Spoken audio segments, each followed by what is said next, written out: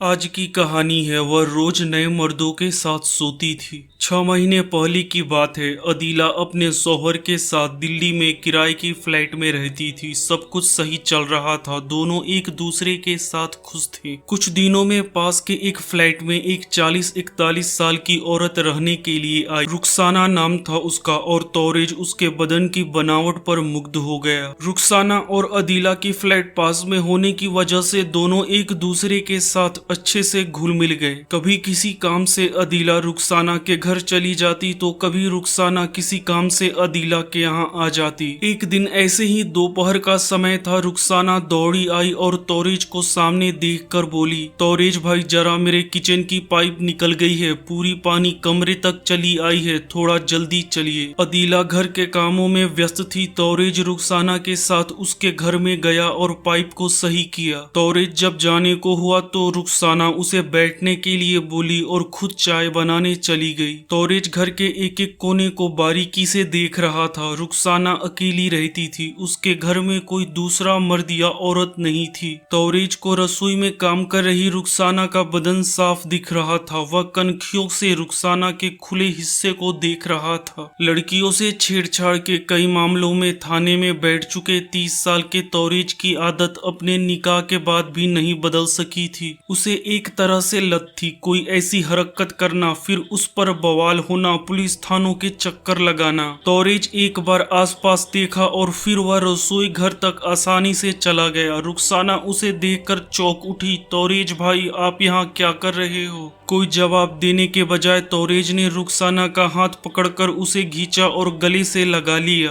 रुखसाना ने उसकी आंखों में देखा और धीरे से बोली, तौरेज भाई मेरी तबीयत ठीक नहीं है और आप यह सही नहीं कर रहे हैं। रुखसाना की इस बात ने तो जैसे तौरेज को उसकी मनमानी का टिकट दिला दिया। उसके होठ रुखसाना की गर्दन पर चिपक गए। कुछ पल वहां बिताने के बाद तौरेज रुखसाना को गोद में उठाकर पास के कमरे में ले आया और बिस्तर पर ढकेल दिया। रुखसाना अपने हटते पर्दों से बेपरवासी बस तौरेज को घूर घूर कर देखे जा रही थी। तौरेज को महसूस हो गया था कि शायद रुखसाना का कहना सही है कि उसकी तबीयत ठीक नहीं है, क्योंकि उसका शरीर थोड़ा गर्म था, लेकिन उसने इसकी फिक्र नहीं की। रसोई घर में चढ़ी चाय उफनते उफनते सूख गई। खुले नल ने टंकी का सारा पानी बहा दिया। घंटा भर कैसे गुजर गया शायद दीवार पर लगी घड़ी भी नहीं जान सकी। कमरे में उठा तूफान जब थमा तो पसीने से लथपथ दो जिस्म एक दूसरे के बगल में निढाल पड़े हाँफ रहे थे। कपड़े पहनो और निकलो यहाँ से, अब धंधे वाली का कोठा नहीं है जो काम खत्म करके आराम से पसर गए। रुखसाना ने अपने बदन को ढकते हुए थोड़ा गुस्से में कहा और पलंग से उतरकर अपने बाकी कपड़े उठाने लगी। तौरेज ने उसे आंख मारी और बोला, एक बार और पास आ जाता तो अच्छा होता। कोई जरूरत नहीं है, तुम्हारे लिए एक बार ही बहुत है, रुखसाना ने अजीब से लहजे में कहा। यह सुनकर तौरेज मुस्कुराकर उठा और अपने कपड़े पहनने लगा। रुखसाना हल्की मुस्कुराई और बोली, जानते हो कुछ मर्द तुम्हारी तरह ही घटिया होते हैं। मेरे शौहर भी बिल्कुल तुम्हारे तरह ही एक घटिया इंसान थे। अब तक सब कुछ ठीक ठाक देख रहे तौरेज का चेहरा अपने लिए घटिया शब्द सुनकर असहज हो गया। रुखसाना ताना मारते हुए कही, क्या हुआ, बुरा लगा तुम्हें? अदीला के शौहर हो तुम। एक पराई औरत के साथ ऐसा करने में तुम्हें बुरा नहीं लगा, पर मुझसे घटिया शब्द सुनकर बुरा लग रहा है। लेकिन रुखसाना